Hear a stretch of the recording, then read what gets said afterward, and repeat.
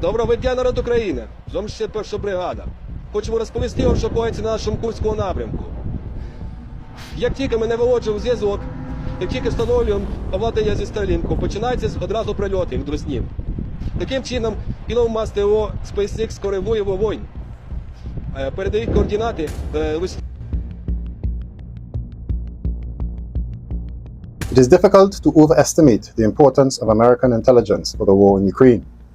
We are talking about information of various kinds, ranging from reports from sources in Russia, satellite images of the surface of the territory controlled by Russian troops, and ending the operational information about the air situation, BBC Russian reports.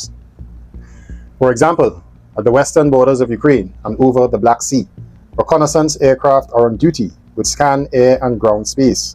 Aircraft are equipped with various sensors that allow you to see objects both in the air and on the ground, identify them not only by class and even determine with an accuracy of a specific type.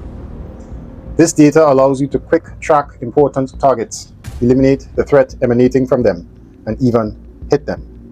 This applies primarily to air targets, aircraft, cruise, and ballistic missiles. Ground radar facilities available to the armed forces of Ukraine are inferior to Western ones. At least, the Ukrainian military will simply have fewer sources of information, and this will affect air defense, the BBC notes. Intelligence also helped Ukrainians control the Russian rear, identify important targets, and hit them with high-precision weapons.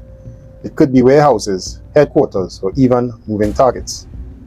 Americans received this information from several sources, including satellites of private space companies. At the time of writing this text, it was not finally clear how comprehensive this ban is, whether the armed forces of Ukraine will be able to receive satellite images and use them in any way. It is not clear whether there are any opportunities to receive data through allies in Europe, or whether the Americans have imposed a complete ban on the transfer of information to Ukrainians.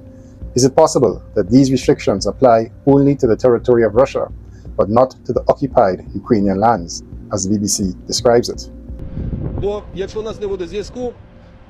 Be that as it may, this ban complements the cessation of the supply of missiles for air defense, and together they weaken the protection of Ukrainian cities from Russian missile attacks.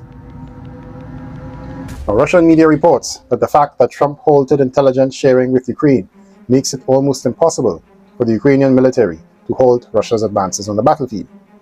The Daily Telegraph quotes a Ukrainian military doctor who points out that everything happening on the front is getting worse every day for Ukrainian forces, because in recent weeks the number of wounded Ukrainians has increased by 20%.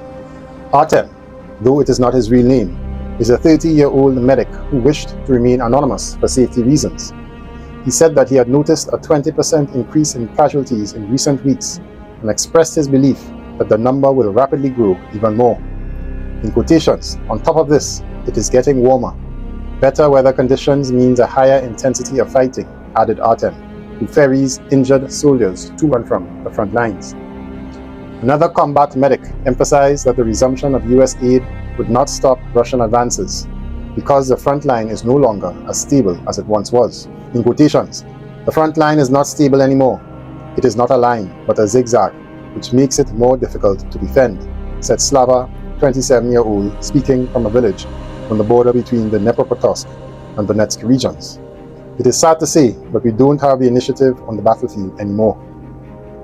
The newspaper emphasizes that morale in Ukrainian forces is lowered and that they are overworked. The workload is absolutely insane,